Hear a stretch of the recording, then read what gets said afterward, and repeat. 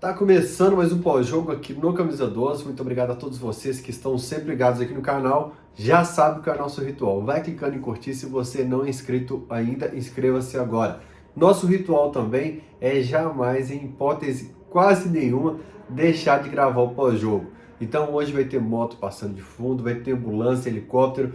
O que aconteceu nessa madrugada?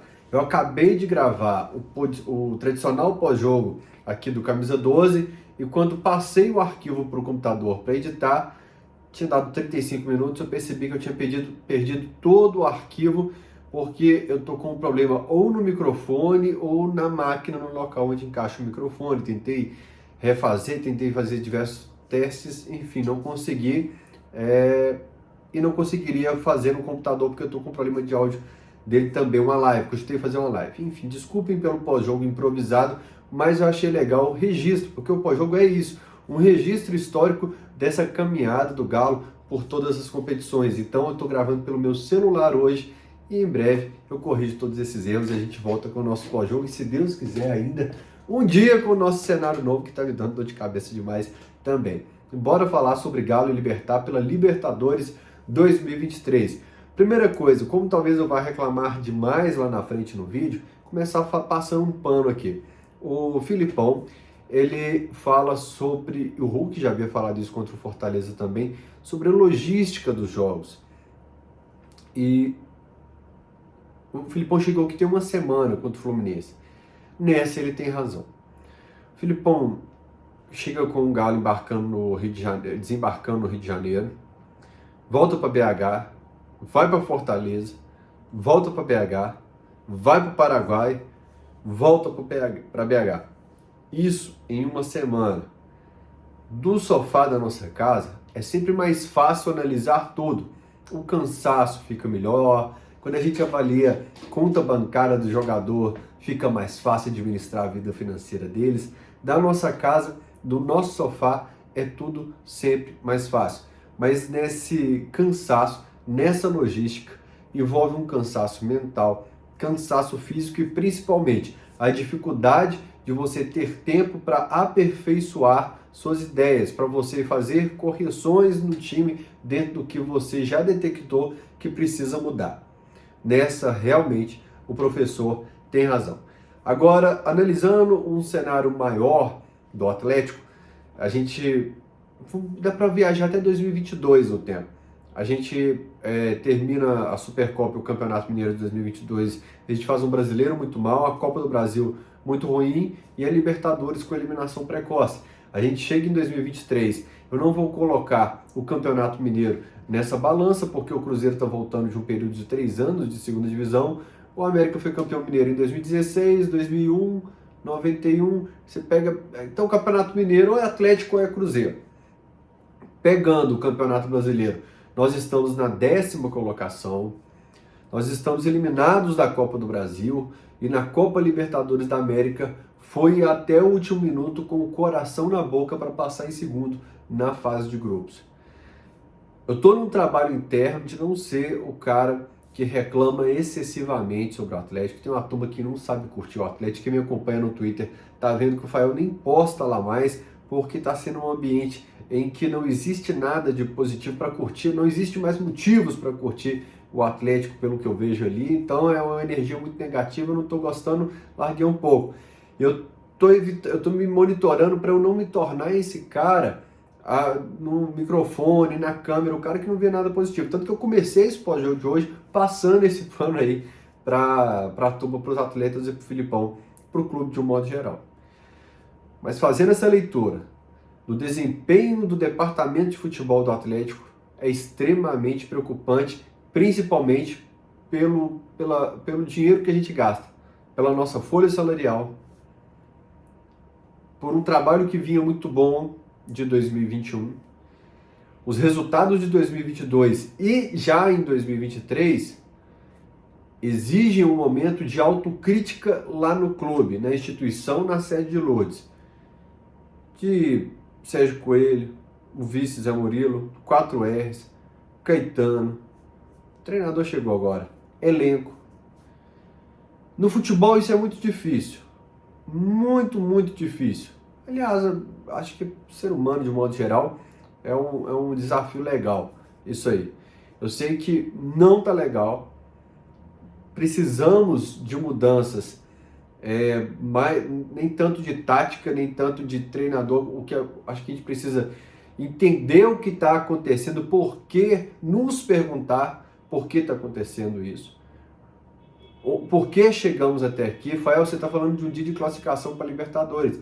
Repito, pelo que custa, pelo resultado de Copa do Brasil e tabela de Campeonato Brasileiro, a gente obrigatoriamente a gente tem que fazer essa análise maior. E a questão de autocrítica, agora falando mais sobre a bola rolando para Galo Libertar, ela vale para outras situações. Nós tivemos o Galo e Corinthians na Copa do Brasil. O Atlético adotou a tática de abdicar de propor o jogo. O Atlético não quis propor o jogo. O Atlético não quis enfrentar o Corinthians de igual para igual. O Atlético não quis entrar na partida confiando que o cronômetro ia girar, que o Corinthians não conseguiria o resultado esperado e que a gente sairia com a classificação. Isso aconteceu nos 90 minutos, para não falar os acréscimos, só para usar o termo tão usado no futebol aí. Eu falei assim, desculpa o palavreado, se deu merda lá, dessa vez o Atlético teve a lição necessária. Porque é o mesmo elenco, gente, isso tem um mês.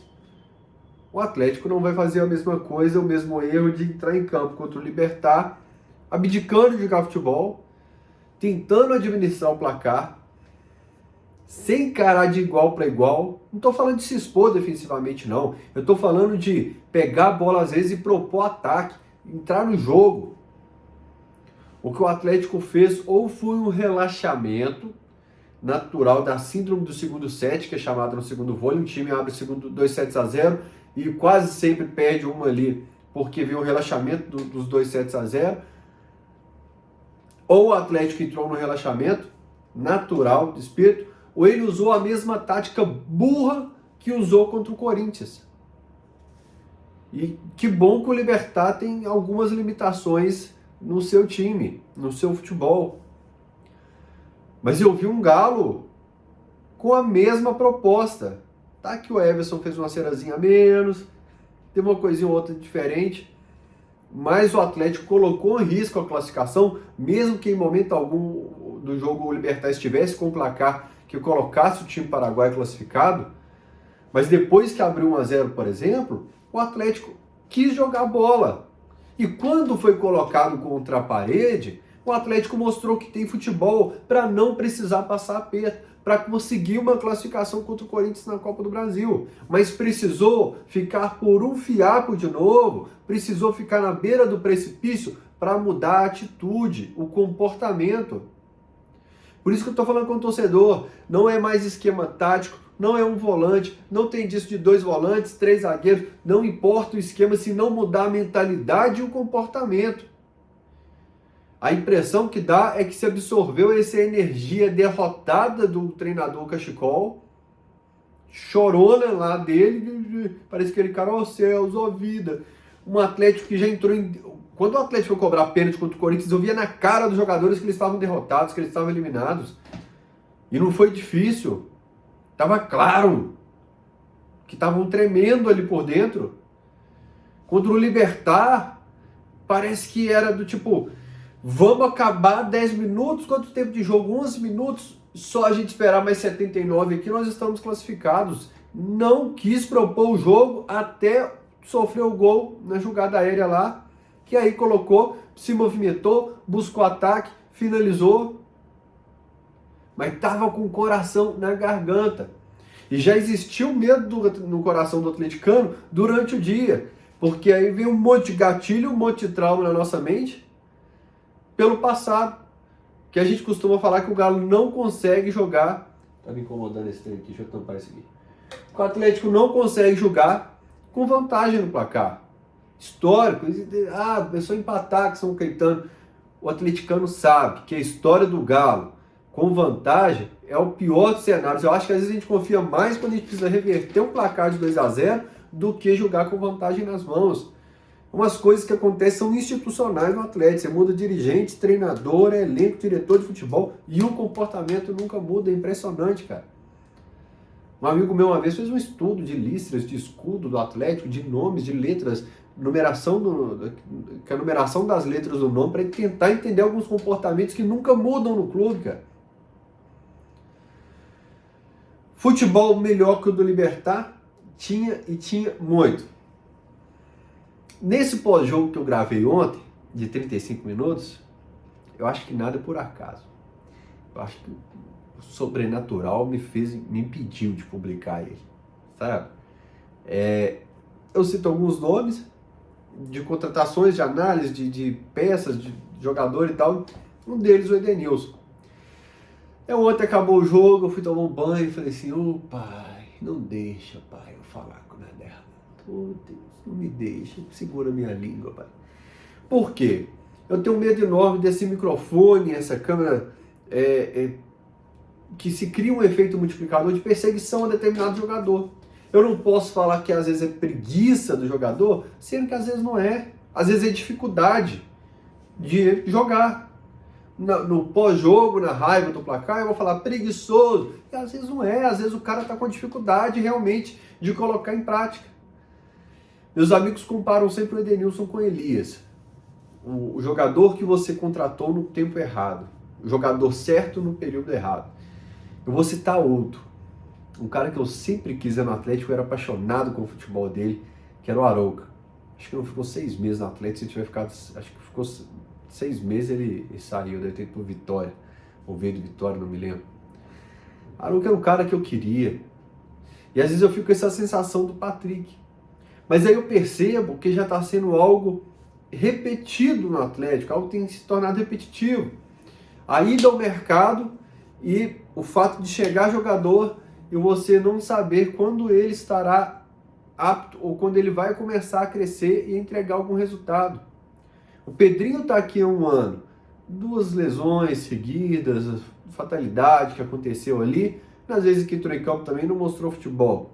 O Allan Kardec está aqui há um ano, não mostrou futebol. É uma turma que chegou, é bom lembrar, ali o Atlético ia enfrentar Flamengo e Palmeiras. Precisava reforçar o elenco para julho do ano passado. Nós estamos em junho, entrando em julho agora de 2023. Pedrinho e Kardec não entraram em campo. A turma, principalmente do YouTube e do Twitter, reclamavam demais com o Fael, porque o Fael estava cobrando de forma exacerbada do Pavon. Eu falava que todos hoje têm advogado, os dirigentes têm advogado, os treinadores como o Cudê têm advogado, os 4S quando reclamam têm advogado. E o Pavon tinha também seus advogados. O cara está custando uma fortuna por mês para o Galo. De julho de 2022 começou a jogar bola e jogou bem em abril, maio de 2023. Aí eu bati palma. Aí os caras falaram, mas não é você que estava cobrando dele? Exatamente, era eu. Porque já estava aqui há 8, 9 meses. E o Edenilson? Nós vamos ter que esperar também 8, 9 meses, 1 ano. Eu não concordo muito com o que disse o Igor no Cachorrada Podcast, que ele falou, o Ademir ficou no primeiro ano, quem sabe no segundo ele vingaria. Mas você tem que pagar um caminhão de dinheiro pro cara no primeiro ano, para ele render só no segundo, e vai ter que ser assim com todo mundo. Olha só, eu citei o Arouca, o Samuel Xavier, que tá no Fluminense, foi embora com 3, 4 meses daqui. O Eric vazou, tô voltando no tempo de 2018, vou tentar ficar aqui, que senão eu vou me esticar demais. Clube endividado, já que fazem tanto propaganda do Siga, eu tento não pegar os clichês que estão falando na internet, mas esse é um tópico que não pode ser deixado de lado. Tem que ser mais assertivo na contratação, principalmente as que exigem um alto valor investido do clube. O Fábio Gomes, até o Paulo Henrique, o PH lateral direito, que veio aí de graça, entre aspas, cuidado com o de graça no futebol, viu? O de Santos era de graça. Entre tantos outros da gestão era de graça e agora está na lista do Cury. Se era de graça porque era uma oportunidade de mercado, por que nós estamos pagando milhões agora para o Cury? A PH era de graça, está emprestado para o Vasco. Fábio Gomes Sei lá se a gente não está pagando percentual de salário de alguns jogadores aí emprestados. Por quê? Negócio ruim. Clube endividado que deve 2 bilhões de reais pode fazer tanto negócio ruim assim? Não pode. Vamos falar do Edenilson com a bola rolando. Aos 88 minutos de jogo, pega um vídeo da ESPN, os melhores momentos bons, assiste lance por lance lá. Eu vou falar alguns deles aqui. De trás para frente, aos 88 minutos o Libertad tem um escanteio. E o Edenilson está no centro da área com o Igor Gomes. Observem o comportamento do Edenilson. O cara que cabeceia para o gol e quase faz o gol da vitória do Atlético, do Libertad, o Edenilson está marcando ele. Observem o comportamento do Edenilson. Ele continua no mesmo local por toda a cobrança. O cara tá junto com ele, o cara se desloca, vai lá, cabeceia, ele permanece no mesmo local. O Edenilson, eu faço de tudo. Já fiz campanha aqui no YouTube que viralizou, virou um recorte que viralizou na internet sobre a torcida não vaiar o Atlético, sobre o comportamento da torcida do Mineirão, porque te vaiaram no Mineirão e eu fui contra isso. Eu sou contra a perseguição. Mas aquele lance ali é um absurdo, o seu deslocamento, a sua leitura do lance. É o que eu estou falando, falei 2 vídeos atrás também, tem que ter um pouco de transpiração. Vocês lembram? Quem é fã de carteirinha do Camisa 12, vocês lembram que eu falei? Se não está dando na bola, se está precisando de ajuste, pelo menos a transpiração ela tem que existir, cara. A transpiração, a dedicação. O seu esforço ali não foi mínimo, ele foi nulo. E quando a gente vai atrás de um Edenilson no mercado, a gente sabe o que quer. Pegando de exemplo o treinador, a gente demitiu o Kudê. A gente foi atrás do Filipão, do Bruno Lage e mais outros 2 nomes. A gente sabia o que queria, porque era cada um de um perfil.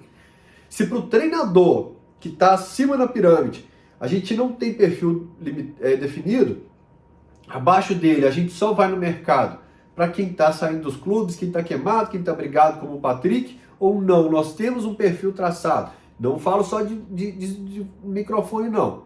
No microfone é fácil falar que tem perfil traçado, que é definido, papapá. É a tal da autocrítica. Enfim, foi assustador o comportamento do Galo na partida. Eu tenho que valorizar o copo meio cheio da classificação. Eu sei que vai ter gente que vai ficar brava porque o Galo está classificado. Eu só estou reclamando aqui. Por isso eu avisei lá no começo do vídeo que eu ia começar passando pano. Mas uma defesa que ficou tão exposta o tempo todo, sem agredir, porque se o Galo tivesse que buscar o placar, o Galo está tendo que ganhar por 2 gols de diferença. Está se expondo o tempo todo que está indo para o ataque. Agora a defesa tão exposta, com a vantagem do placar em mãos, sem conseguir sair pro jogo, vai me desculpar, não dá. Aí o Fael tem que realmente ficar o chato da internet que reclama de tudo. Em 2, 3, aquela defesaça do Everson, olha o campo que o cara dominou a bola, o campo que ele tem para progredir, para carregar a bola e finalizar. Antes do gol, eu acho que 2 lances de perigo do Libertad antes, observem como o cara pega a bola na lateral direita, ele vai carregando. Ah, meu celular tá filmando. Eu ia mostrar aqui no meu celular. Eu printei todas as imagens, eu filmei todas as jogadas ali no negócio para mandar para um amigo meu que eu fiquei revoltado no jogo. Mas assistam assim de saírem daqui, né, no canal da ESPN lá, os melhores momentos que vocês vão perceber o espaço que tem o adversário. Esse é bem no finalzinho, deve ser por volta dos 80 minutos. O cara tá ali perto do Arana. Vocês lembram de Galo e Palmeiras? Que eu falei aqui que o erro não foi do Rubens, acho que foi Galo e Palmeiras mesmo. Que o Johan tinha que ter diminuído o espaço do jogador do Palmeiras. Como ele não faz, o Rubens tem que sair do jogador do Palmeiras, deixa as costas livres, o Marcos Rocha aproveita muito bem o espaço. O Arana tá sozinho, não tem ninguém ajudando, auxiliando na marcação. Como aconteceu o jogo inteiro, o jogador do Libertad, hoje no Alterosa Sport, foi perfeito, porque lá tem as imagens da Libertadores, da Conmebol, e eu mostrava, olha o espaço, eu repeti o VT inteiro, olha o espaço. O cara tem campo para dominar, pensar, o jogador do Libertad vai na diagonal, dá opção para passe na linha de fundo, mas o outro jogador consegue cruzar na cabeça do jogador que está dentro da área. Ele conseguiria ler um livro inteiro, um livro do Augusto Cury inteiro ali, naquele momento de sem pressão nenhuma, sem um abafo, sem diminuir espaço dos jogadores do Atlético. E citando mais uma vez tanto o Cury, né? O Cury que cobra o Atlético, é o Cury escritor. O Cury escritor, aí a minha janela aqui ele não aguenta, né, meu irmão? Aí a janela não aguenta, porque depois de eliminações terríveis como a do Corinthians, você começa a passar um filme na sua cabeça ali, cara. O melhor em campo, de linha, o Batalha, é um jogador que eu estou aprendendo a gostar. Eu ainda tenho algumas dificuldades, eu estou com medo de eu estar refletindo no Batalha algumas rusgas que eu tinha com o antigo treinador do Atlético, com o desempenho do time de um modo geral. Eu estou tentando quebrar fronteiras entre eu e o Batalha ali, para gostar do futebol dele para valer. Mas eu acho que o Filipão vai fazer mexidas nesse time, acho inevitável. O Johan se lesionou de uma lesão bem grave, né? Rompeu o ligamento do tornozelo. O Filipão com certeza já faria mudanças nesse time. E repito, não é um ou dois volantes, é atitude, mas certamente deve ter agradado ele o Batalha, que é o estilo de volante que ele gosta. Tem poucas opções, principalmente agora com a saída do Alan, que eu falei também no Lateral Esporte hoje, né, que é você reforçar um adversário direto. É adversário direto? Pô, quem tá vendendo falou que ia ser. Falou, o Flamengo e Palmeiras vão brigar de igual para igual nos próximos anos. Aí estamos entregando de graça o Alan. Para mim aqui esse valor é de graça. O Alan pro Flamengo. Vocês lembram quando o Sete Câmara passou o Fred, liberou o Fred? Falou, se você for pro Cruzeiro, 10 milhões. E na justiça ele falou o seguinte, eu tive um desgaste institucional. E por esse desgaste institucional tem que pagar por ele. Então só pelo desgaste institucional de negociar com o Flamengo, que o Flamengo é inegociável, já teria que ter um valor bem alto. Agora, para um dos melhores volantes jogando no Brasil dos últimos anos, você joga o valor lá nas nuvens. Tá bom. Tem gente que acha que é um bom valor. Eu não acho. Mas precisa de dinheiro, Fael. Se precisasse de dinheiro tanto assim, eu acho que iria melhor no mercado, sabe? Eu acho que não estragaria o projeto do Manta Massa, que trazia dinheiro para o clube. Esse ano teve Manta Massa? Não teve. Por quê? Estragaram o projeto do Manta Massa. Clube que está precisando de dinheiro, joga fora um projeto desse, não joga. Então, errado é quem reclama, né? Ponto positivo. Por que a gente queria tanta volta do Arana?